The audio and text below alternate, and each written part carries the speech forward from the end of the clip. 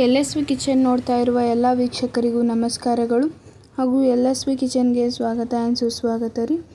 ಇವತ್ತು ನಮ್ಮ ವಿಡಿಯೋದಲ್ಲಿ ತೋರಿಸ್ತಿರೋದೇನೆಂದರೆ ಅಂಗನವಾಡಿಯಲ್ಲಿ ಕೊಟ್ಟಿರ್ತಕ್ಕಂಥ ಹಾಲಿನ ಪೌಡರಿಂದ ಪನ್ನೀರ್ ಯಾವ ರೀತಿ ಮಾಡೋದಂತ ಹೇಳ್ಕೊಡ್ತಾ ಇದ್ದೀನಿ ರೀ. ನಾ ಈ ವಿಡಿಯೋದಲ್ಲಿ ನೋಡ್ತಿರ್ಬೋದು ಎಷ್ಟು ಚೆನ್ನಾಗಿ ಬಂದಿದೆ ಅಂತ ಕಾಣಿಸ್ತಿರ್ಬೋದು ನಿಮಗೂ ಕೂಡ.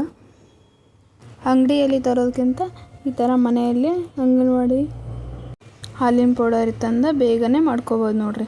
ತುಂಬ ಅಂದರೆ ತುಂಬ ಚೆನ್ನಾಗಿರುತ್ತೆ ರೀ. ಇವಾಗ ಯಾವ ರೀತಿ ಮಾಡೋದಂತ ನೋಡ್ಕೊಂಬರೋಣ ಬನ್ನಿ. ಇಲ್ಲಿ ನಾನು ಒಂದು ಬೌಲ್ ತೊಗೊಂಡಿದ್ದೀನಿ ದೊಡ್ಡದು.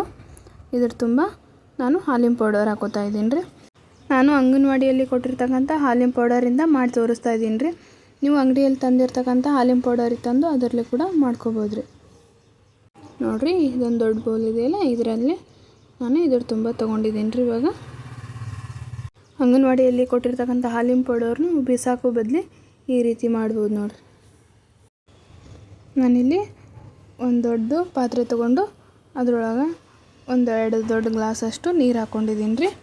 ನೀರು ಹಾಕ್ಕೊಂಡು ಸ್ವಲ್ಪನೇ ಉಗುರು ಬೆಚ್ಚಗೆ ಮಾಡ್ಕೋಬೇಕು ರೀ. ಇವನ್ನ ನೀರು ಉಗುರು ಬೆಚ್ಚಗೆ ಯಾಕೆ ಮಾಡ್ಕೋಬೇಕಂದ್ರೆ ರೀ, ಹಾಲಿನ ಪೌಡರ್ ಹಾಕಿ ಈ ಥರ ತಿರುಗಾಡ್ತೀವಲ್ಲ ರೀ, ಅವಾಗ ಒಂದು ಗಂಟು ಉಳಿದಿಲ್ಲ ರೀ. ನಾನೀಗ ಸ್ವಲ್ಪ ಹಾಕ್ಕೊಂಡು ಈ ಥರ ಚೆನ್ನಾಗಿ ಕಲಿಸ್ಕೋಬೇಕು ರೀ. ನಾನಿವಾಗ ಸ್ವಲ್ಪ ಹಾಕ್ಕೊಂಡು ಈ ಥರ ಚೆನ್ನಾಗಿ ಕಲಿಸ್ಕೋತಾ ಇದ್ದೀನಿ ನೋಡಿರಿ. ಹಸಿ ನೀರಾಗೂ ಕಲಿಸ್ಕೋಬೋದು ರೀ, ಆದರೆ ಸ್ವಲ್ಪ ಗಂಟು ಉಳಿತು ಅಂಥೇಳಿ ನಾನು ಸ್ವಲ್ಪ ನೀರು ಬೆಚ್ಚಗೆ ಮಾಡಿಕೊಂಡು ಈ ಥರ ಕಲಿಸ್ಕೋತಾ ಇದ್ದೀನಿ ರೀ. ಈ ಥರ ಮನೆಯಲ್ಲೇ ಮಾಡ್ಕೊಂಡು ತಿನ್ನೋದ್ರಿಂದ ಹೆಲ್ತಿಗೂ ಕೂಡ ತುಂಬ ಒಳ್ಳೇದು ರೀ. ಒಂದು ಗಂಟೆ ಇರಲಾರ್ದಂಗೆ ಇದೇ ಥರ ಚೆನ್ನಾಗಿ ಕಲಿಸ್ಕೋಬೇಕು ರೀ. ಅಷ್ಟು ಹಾಕ್ಕೊಂಡು ನಾನಿವಾಗ ಅಷ್ಟು ಹಾಕ್ಕೊಂಡ್ರಿ ಚೆನ್ನಾಗಿ ಕಲಿಸ್ಕೋತಾ ಇದ್ದೀನಿ ನೋಡಿರಿ. ಒಂದು ಗಂಟೆ ಇರಲಾರ್ದಂಗೆ ನೋಡಿರಿ. ಇವಾಗ ಈ ಥರ ಆಗಿದೆ ಇದು.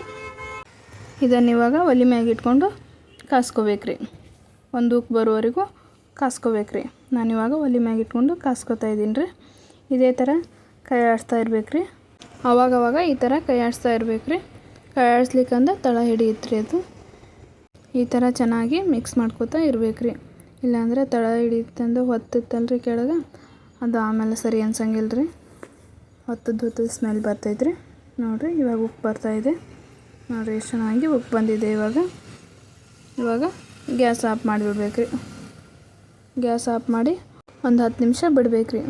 ಒಂದು ದೊಡ್ಡ ಸೈಜಷ್ಟು ಲಿಂಬೆಹಣ್ಣು ತೊಗೊಂಡಿದ್ದೀನಿ ರೀ.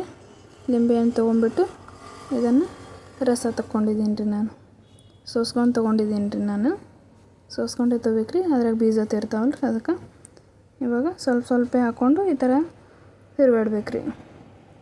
ಸ್ವಲ್ಪ ಹಾಕ್ಕೋಬೇಕು ರೀ. ಸ್ವಲ್ಪ ಹಾಕ್ಕೊಂಡು ಈ ಥರ ತಿರುಗಾಡ್ಬೇಕು ರೀ. ಇವಾಗ ಒಡಿಯುತ್ತೆ ರೀ ಅದು. ಅಂಗಡಿಯಲ್ಲಿ ಇಷ್ಟಿಷ್ಟು ಸಣ್ಣ ಪೀಸಿಗೆ 150, 100, 120 ಈ ಥರ ರೇಟ್ ಇರುತ್ತಲ್ಲ ರೀ. ಮನೆಯಲ್ಲೇ 1 ಕಪ್ ಹಾಲಿನ ಪೌಡರ್ ಇತ್ತಂದ ಈ ರೀತಿ ಮಾಡ್ಕೋಬೋದು ನೋಡಿರಿ. ಪನ್ನೀರ್ ತುಂಬ ಅಂದರೆ ತುಂಬ ಟೇಸ್ಟಾಗಿ ಕೂಡ ಇರುತ್ತೆ ರೀ. ಈ ಪನ್ನೀರ್ ಮಾಡೋದು ಅತ್ಯಂತ ಸರಳ ವಿಧಾನದಲ್ಲಿ ಕೂಡ ಇದೆ ರೀ. ತುಂಬ ಅಂದರೆ ತುಂಬ ಸರಳ ವಿಧಾನದಲ್ಲಿ ಐತ್ರಿ. ನೀವು ಅತಿ ಬೇಗನೆ ಮಾಡ್ಕೋಬೋದು ರೀ. ಇವಾಗ ಹಾಲು ಚೆನ್ನಾಗಿ ಒಡಿತಾ ಇದ್ದಾವೆ ನೋಡಿರಿ. ಕಾಣಿಸ್ತಿರ್ಬೋದು ನಿಮಗೂ ಕೂಡ. ಲಿಂಬೆಹಣ್ಣಿನ ರಸ ಹಾಕ್ಕೊಂಡು ಇದೇ ಥರ ಚೆನ್ನಾಗಿ ಮಿಕ್ಸ್ ಮಾಡ್ಬೇಕು ರೀ. ಮಿಕ್ಸ್ ಮಾಡ್ತಾ ಹಾಲು ಒಟ್ಟು ಚೆನ್ನಾಗಿ ಒಡೆಯುತ್ತೆ ರೀ. ನೋಡಿರಿ, ಇವಾಗ ಚೆನ್ನಾಗಿ ಒಡೆದಿದೆ ರೀ. ಕಾಣಿಸ್ತಿರ್ಬೋದು. ತೆಳ್ಳನ ಬಟ್ಟೆ ತೊಗೊಂಡು ಈ ಥರ ಸೋಸ್ಕೋಬೇಕು ರೀ. ನೋಡಿರಿ, ಇವಾಗ ಸೋಸ್ಕೊಂಡು ತೋರಿಸ್ತಾ ಇದ್ದೀನಿ ರೀ ನಾನು. ಇವಾಗ ಇದಕ್ಕೆ ತಣ್ಣೀರು ಕೂಡ ಹಾಕ್ಕೋಬೋದು ರೀ. ತಣ್ಣೀರು ಹಾಕ್ಕೊಂಡು ಚೆನ್ನಾಗಿ ತೊಳ್ಕೊಬೇಕು ರೀ. ಯಾಕಂದ್ರೆ ಲಿಂಬೆಹಣ್ಣು ಹಾಕಿರ್ತೀವಲ್ಲ ರೀ, ಹುಳಿ ಇರುತ್ತಲ್ಲ ರೀ, ಅದಕ್ಕಾಗಿ ಈ ಥರ ಚೆನ್ನಾಗಿ ನೀರು ಹಾಕ್ಬಿಟ್ಟು ತೊಳ್ಕೊಬೇಕು ರೀ. 1-2-3 ಸಲ ಇದೇ ಥರ ಚೆನ್ನಾಗಿ ನೀರು ಹಾಕ್ಕೊಂಡು ತೊಳ್ಕೊಬೇಕು ರೀ. ಇದನ್ನಿವಾಗ ಅಷ್ಟು ನೀರು ಹಿಂಡ್ಕೋಬೇಕು ರೀ. ನಿಮ್ಗೆ ಎಷ್ಟು ಸಾಧ್ಯವಾಗುತ್ತಲ್ಲ ರೀ ಅಷ್ಟು ನೀರು ಹಿಂಡ್ಕೋಬೇಕು ರೀ. ಸುಡ್ತಾ ಇರುತ್ತೆ ರೀ, ನೋಡಿ ಹಿಂಡ್ಕೋಬೋದು ನೀವು ಸಾವಕಾಶ. ಇದೇ ಥರ ನೀವು ಅಷ್ಟು ನೀರು ಹಿಂಡ್ಕೋಬೇಕು ರೀ. ನೋಡಿರಿ, ಇವಾಗ ನೀವು ನಿಮ್ಗೆ ಯಾವ ಶೇಪ್ ಬೇಕಲ್ಲ ಆ ಶೇಪಿಗೆ ಮಾಡ್ಕೋಬೋದು ರೀ. ನೋಡಿರಿ, ಇವಾಗ ಪನ್ನೀರ್ ಈ ಥರ ಆಗಿದೆ ರೀ. ಇದನ್ನು ನಿಮ್ಗೆ ಯಾವ ಶೇಪ್ ಬೇಕಲ್ಲ ಆ ಶೇಪ್ ಮಾಡಿಕೊಂಡು ಒಂದು ತೂತು ಥರ ಸಣ್ಣಗೆ ಇದೆ ರೀ, ಅದ್ರ ಮ್ಯಾಗ ಇಟ್ಕೋತಾ ಇದ್ದೀನಿ ರೀ. ಇಟ್ಕೊಂಡು ಒಂದು ದೊಡ್ಡದು ಪಾತ್ರೆಯಲ್ಲಿ ನೀರು ಹಾಕ್ಕೊಂಡು ಇಟ್ಕೋತಾ ಇದ್ದೀನಿ ರೀ. ವಜ್ಜಂತೂ ನೀವು ಏನು ಬೇಕಾದರೂ ಇಡ್ಬೋದು ರೀ. ಇದನ್ನು ಈ ಥರ 1 ತಾಸು ಇಡಬೇಕು ರೀ. ಆವಾಗ ಪನ್ನೀರ್ ರೆಡಿ ಆಗುತ್ತೆ ರೀ. ಇದು ಇವಾಗ 1 ತಾಸಾಗಿಂದ ಈ ಥರ ಆಗಿದೆ ನೋಡಿರಿ. ಎಷ್ಟು ಚೆನ್ನಾಗಿ ಬಂದಿದೆ ನೋಡಿರಿ. ಕಾಣಿಸ್ತಿರ್ಬೋದು ನಿಮ್ಗೆ. ನೋಡಿ ಎಷ್ಟು ಗಟ್ಟಿಯಾಗಿ ಬಂದಿದೆ ನೋಡಿರಿ. ಇದನ್ನು ನಾನು ಯಾವ ಶೇಪಲ್ಲಿ ಮಾಡಿಟ್ಟಿದ್ನಲ್ಲ ಅದೇ ಶೇಪಲ್ಲಿ ತುಂಬ ಚೆನ್ನಾಗಿ ಸ್ಮೂತಾಗಿ ಬಂದಿದೆ ರೀ. ನೋಡಿರಿ ಎಷ್ಟು ಚೆನ್ನಾಗಿ ಬಂದಿದೆ.